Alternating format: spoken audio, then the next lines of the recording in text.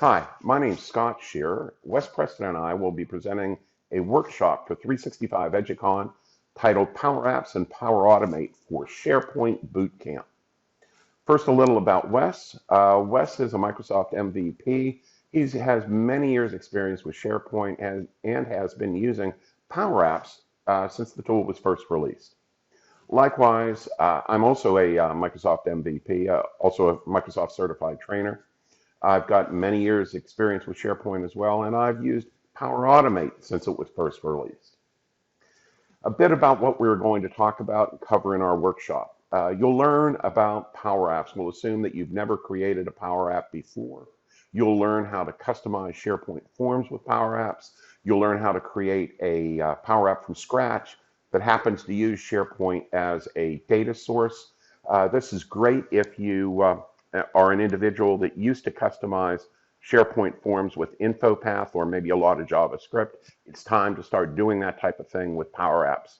On the Power Automate side, we'll cover the basic concepts of Power Automate, but we're going to focus on SharePoint. The concepts that we will be presenting are applicable to all data sources, but as I say, we're going to focus on SharePoint. You'll see a lot of common flows. A flow is a workflow that you create with Power Automate. You'll see a lot of common flows that are used with SharePoint. I'll show you some gotchas and how to stay out of trouble. And finally, we'll talk about using Power Apps and Power Automate together. How do you call a flow from a Power App?